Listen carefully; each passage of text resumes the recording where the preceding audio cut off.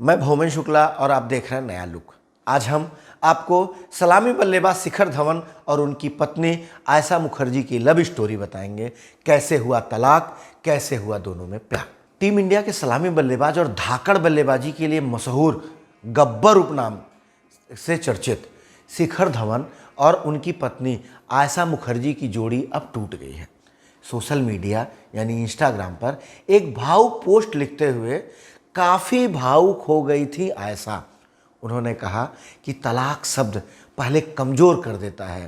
पहली बार जब मेरे दिमाग में, मेरे जेहन में, मेरे जीवन में तलाक शब्द आया था, मैं बहुत कमज़ोर हो गई थी, परेशान हो गई थी, टूट रही थी। लेकिन मुझे नहीं पता था कि एक बार फिर मेरी शादी इस मुकाम पर पहुंचेगी।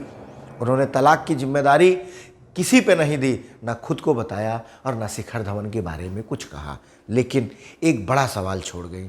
आखिर 9 साल तक जीवन के पिच पर लंबी पारी खेलने वाले शिखर धवन इस तरह से आयशा को अपनी लाइफ से कैसे आउट कर सकते हैं, वो भी तब जब उनके पास जोरावर नाम का एक बेटा है, जोरावर नाम का एक कप है जिसे वो जीत चुके हैं। आप जानते हैं? नहीं जानते हैं तो जान लीजिए। ऑस्ट्रेलियाई माँ और बंगाली पिता की बिटिया आयशा भारत और ऑस्ट्रेलिया दोनों जगह की नागरिकता रखती हैं।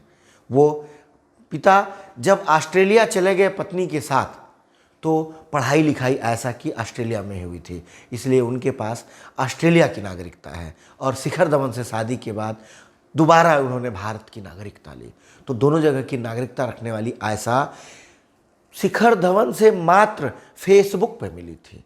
ये एक महज संयोग था कि हरभजन सिंह ने उनके किसी पोस्ट पे कमेंट किया। उनकी खूबसूरत फ़ोटो देखने के बाद शिखर धवन ने आयशा को फ्रेंड रिक्वेस्ट भेजा।